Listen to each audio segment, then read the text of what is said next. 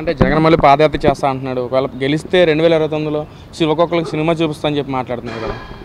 ముందు నీ ఇంట్లో ఏం సినిమా జరుగుతుందో నీ తల్లిని చెల్లిని బయటకు పంపించి మీ సినిమా ఏంటో మీ కథని మీ ఇంటి కథని సినిమా తీస్తే సూపర్ హిట్ అవుద్దయ్యా బాబు.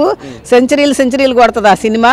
నీ కుటుంబ చరిత్రను కనుక తీసుకుంటూ ఒక పక్కన తండ్రి చనిపోయి ఆ పరిస్థితిలో ఉంటే నువ్వు ముఖ్యమంత్రి అవ్వాలని నువ్వు చేసినటువంటి ఇది అదంతా ప్రజలకు తెలుసు. నీ సినిమా ముందు నువ్వు చూసుకో. నువ్వు ప్రజలకు నువ్వు తెలుగుదేశం పార్టీకి ఏం సినిమా చూపించాల్సినటువంటి అవసరం లేదు.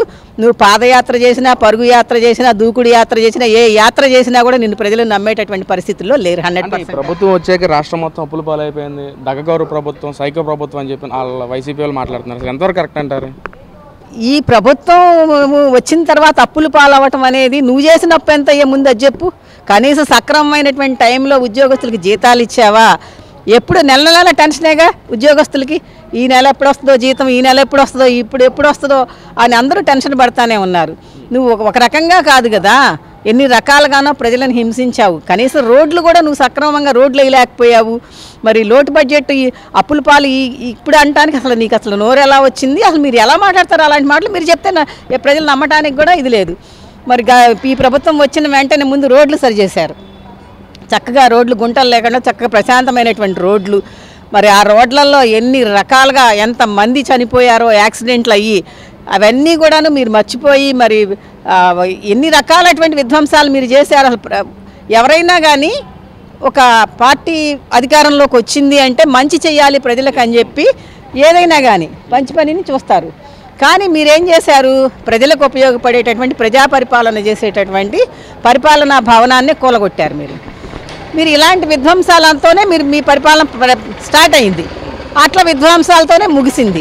అట్లా విధ్వంసంగా ఉందనే మీకు ప్రజలు 11 సీట్లు ఇచ్చి మిమ్మల్ని పక్కన కూర్చోబెట్టారు. అది మీరు మర్చిపోయి ఇప్పుడు మళ్ళీ ఏదో ప్రగల్భాలు పలుకుతా ఆహా ఓహో మేము వస్తాం, మళ్ళీ 29లో వస్తే మేము అట చేస్తాం ఇట చేస్తామంటే ఆల్రెడీ మీరు గత 5 ఏళ్ళు పరిపాలించినప్పుడు మీరు ఏం చేశారు? ఒకళ్ళని ఇంట్లో నుంచి బయటకు రానిచ్చారా? ఎవరన్నా ఒకళ్ళు వస్తున్నారంటే ముందే హౌస్ అరెస్టులు. మరి ఇప్పుడు ఈ పరిపాలన స్టార్ట్ అయ్యి కూటమి ప్రభుత్వ పరిపాలన స్టార్ట్ అయ్యి సంవత్సరం దాటింది. ఎక్కడ ఒక హౌస్ అరెస్ట్ అన్నది లేదు. మీరు చేసినటువంటి మన హౌస్ అరెస్టులు, ఎక్కడికక్కడ బారికేడ్లు కట్టడాలు. మరి నువ్వు వస్తున్నావంటే నీ ఇంటి దగ్గర ఏంటి పరిస్థితి? అసలు తాడేపల్లిలో నీ ఇంటి దగ్గర నీ పరిస్థితి ఏంటి? నువ్వు పరిపాలనలో ఉన్నప్పుడు ఎవరినైనా అటువైపు వెళ్ళనిచ్చావా? కిలోమీటర్ల దూరం బారికేడ్లు పెట్టుకొని ఆపేసుకున్నారు కదా. మరి ఈరోజు ప్రజలు సుఖ సంతోషాలతో చక్కగా చల్లగా హాయిగా రామరాజ్య పరిపాలన లాగా ఉంది పరిపాలన అని చెప్పి అందరూ సంతోషపడుతూ ఉన్నారు. అంటే మేడం గత 5 సంవత్సరాలు కూడా జగన్మోహన్ రెడ్డి ఇప్పుడు బయటికి రాలేదు. ఒకవేళ వచ్చినా సరే పరసాలు చాటడం లేక పోలీసు బందోబస్తుతో బయటకు వచ్చాడు. ఇప్పుడు అధికారం కోల్పోయాక ప్రజల్లో ఉంటూ ప్రజల పక్షాన్ని నిలబడుతున్నానని చెప్పి మాట్లాడుతున్నాడు కదా. అసలు ఎంతవరకు కరెక్ట్ అంటారు? ఎక్కడ ప్రజల్లో ఉంటున్నాడు? ప్రజల పక్షాన్ని ఎక్కడ మాట్లాడుతున్నాడండి? ప్రజల పక్షాన్ని మాట్లాడేవాడైతే తను వచ్చినప్పుడు తన బండి కింద ఒక మనిషి పడి చనిపోతే కూడా కనీసం పట్టించుకోలేదే. నువ్వు ఇంకా ఏం ప్రజల పక్షాన నువ్వు మాట్లాడుతున్నావు? ప్రజల్లోకి వస్తున్నావు నువ్వేదో చూపించుకోవడానికి. ప్రజల్లోకి వస్తే ఎదురుగా ఉన్న కూటమి పరిపాలన మీద, కూటమి నాయకుల మీద ఏదో బురద జల్లాలని చెప్పేసి నువ్వు ప్రజల్లోకి వస్తున్నావు. కానీ ఎక్కడన్నా శవం కనపడితే దాని గురించి మాట్లాడటానికి వస్తున్నావు. కానీ అసలు ఏ రోజైనా నువ్వు కానీ నీ హోంమంత్రులు కానీ మహిళల మీద అన్ని అఘాయిత్యాలు జరిగితే ఏ రోజైనా నీ హోంమంత్రి కానీ నీ యొక్క ఎవరైనా కానీ మహిళా మంత్రులు కానీ వెళ్ళి వాళ్ళని పరామర్శించటం కానీ వాళ్ళకి ఏ విధమైన ఏదైనా సాయం చేయటం కానీ ఏ రోజైనా ఉందా? ఈరోజు మరి ఇంత చక్కటి పరిపాలన అందిస్తున్నటువంటి కూటమి ప్రభుత్వం మీద బురద చల్లుతున్నారు మీరు, అంతకు తప్ప వేరే ఏమీ లేదండి. అసలు గత ప్రభుత్వంలో అభివృద్ధి అనేది 0%. ఈ ప్రభుత్వం వచ్చి 1 సంవత్సరంలోనే చాలా అభివృద్ధి కనిపిస్తూ ఉంది మనకి.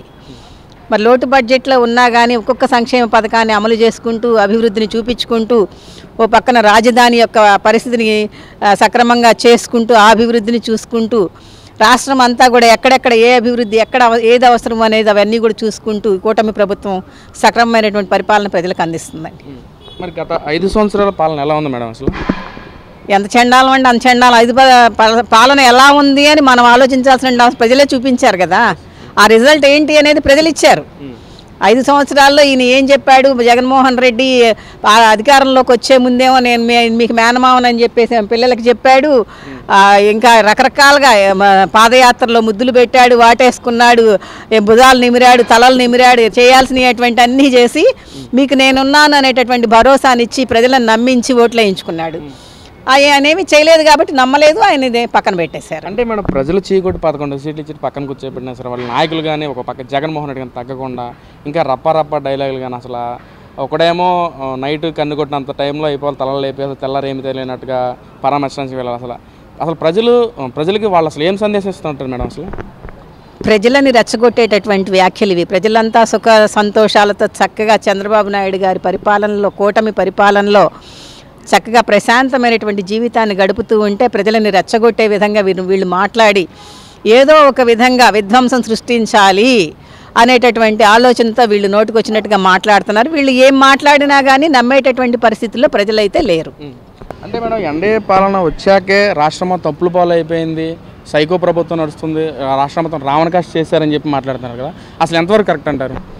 ఎన్డీఏ ప్రభుత్వం వచ్చిన తర్వాత రావణాసురుడిని తరమడానికి మొత్తం అందరూ కూడా సైన్యమంతా ఒకటైనట్టుగా ఈ రోజున రాముడు అలాగే కృష్ణుడు అలాగే మొత్తం అందరూ కూడా మంచి పుణ్యమూర్తులు తిరిగిన ఈ నేలపై అందరూ కూడా రావణ సంహారం చేయడం కోసం అందరూ ఏకమవ్వాల్సి వచ్చింది. ఎన్డీఏ కూటమి పదంలో వచ్చిన వెంటనే మా ఎన్డీఏ కూటమి తరపున చేస్తున్న అభివృద్ధిని చూసి ఓర్వలేక ఇది జగన్ రెడ్డి ఇలా ప్రచారం చేస్తున్నాడు, ప్రజలందరికీ కూడా తేడతెలమవుతుంది. రాగానే ల్యాండ్ టైటిలింగ్ చట్టం కానీ అలాగే మహిళలకి పెద్దపీట వేస్తూ ఉచిత బస్సు రేపు ఆగస్టు 15 నుంచి ఉచిత బస్సు ఇస్తున్నారు. అలాగే తల్లికి వందనం పేరుతో ఎంతమంది పిల్లలుంటే అంతమంది పిల్లలకి కూడా బాబు గారు న్యాయం చేశారు. అలాగే ఒకటి కాదు, వచ్చిన వెంటనే అవ్వాతాతలందరి కళ్ళల్లో వెళ్తుని చూడడానికి 4000 పెన్షన్ చేశారు. ఇచ్చిన వాగ్దానాన్ని నెరవేర్చుకుంటూ 3 నెలల పెన్షన్ ఒకేసారి 7000 అందించిన ఘనత మా చంద్రబాబు నాయుడు గారిది. అటువంటి ప్రభుత్వాన్ని చూసి ఓర్వలేక జగన్ రెడ్డి ఇలాంటి దుష్ప్రచారాలు చేస్తున్నాడని మేము చెప్తున్నాం. అంటే మేడం ఇంకా చెప్తున్నాడు, ఈ రోజున బాబు వచ్చిన తర్వాత చేసింది ఏం లేదు, సూపర్ సిక్స్ పథకాలు మొత్తం గాలికి వదిలేశాడు, బాబు షూరిటీ మోసం గ్యారంటీ అని చెప్పి కూడా జగన్మోహన్ రెడ్డి మాట్లాడుతున్నాడు. అసలు ఏం చెప్తారు దానికి? మరి జగన్మోహన్ రెడ్డి మెలకులో ఉన్నాడో నిద్రలో ఉన్నాడో మాకు అర్థం అవ్వట్లేదు. జరుగుతున్న అభివృద్ధిని చూసి కూడా అందరూ సాక్ష్యంగా ఉన్నారు. ఈ రోజున రాష్ట్రం అంతా కూడా సాక్ష్యంగా నిలుస్తుంది.